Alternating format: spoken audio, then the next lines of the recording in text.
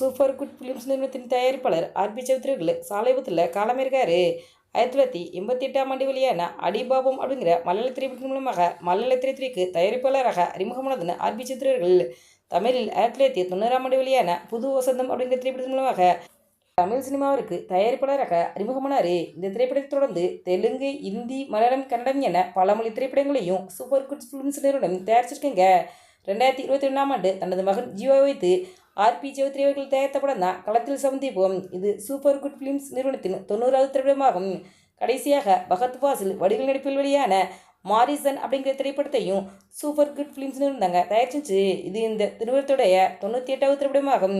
விஷால் அவர்கள் இயக்கி நடிக்கும் மகரம் திரைப்படம் தான் சூப்பர் குட் ஃபிலிம்ஸ் நிறுவனத்தின் கடைசி திரைப்படமாகும். அதாவது இந்த திரைப்படமானது சூப்பர் குட் ஃபிலிம்ஸ் நிறுவனத்தின் 99வது திரைப்படமாகும். ஆர்பி சௌத்ரி அவர்கள் தன்னுடைய சொந்த ஊரான உதயபூருக்கு செல்வதை வழக்கமாக வச்சிருந்தார்.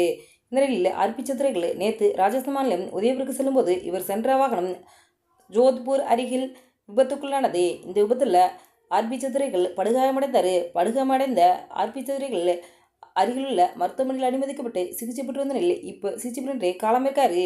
ஆர்பி சௌத்ரி காலமான செய்தி வெளியானது திரைப்பிரபலுக்கும் ரசிகர்களுக்கும் அதிர்ச்சியும் சோத்தியம் ஏற்படுத்துகிறது. திரைப்பிரபலங்களும் ரசிகர்களும் தன்னுடைய ஆழ்ந்தரங்களை தெரிவித்து வர்றாங்க.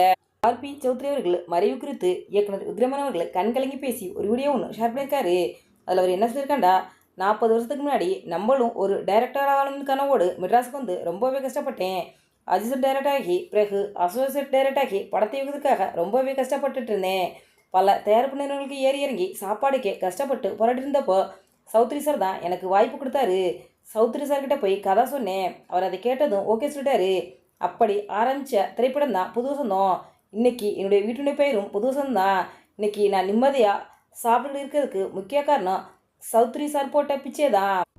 அவர் இன்றைக்கி இல்லைங்கிறது எனக்கு ரொம்பவே கவலையான விஷயந்தான். சூப்பர் குட் ஃபிலிம்ஸின் 100வது திரைப்படத்தை விஜய் வச்சு தயாரிக்கணும் அப்படிங்கிறதான் ஆர்பி சௌத்ரியுடைய ஆசை. ஆனால் அந்த ஆசை நிறைவேறாமலே போனது. நிச்சயமாக சூப்பர் குட் ஃபிலிம்ஸ்னரும் 100வது திரைப்படத்தை எடுப்பாங்க. ஆனால் அதை பார்க்குறதுக்கு அவர் இல்லைங்கிறது உண்மையிலே ரொம்ப எனக்கு வேதனையாக இருக்குன்னு கண்கலங்கி விக்ரமன் அவர்கள் பேசியிருக்காருங்க. விக்ரமன் அவர்கள் பேசின இந்த வீடியோ தான் இப்போ சோசியல் மீடியாவில் பகிரப்பட்டு வைரலாக வருது.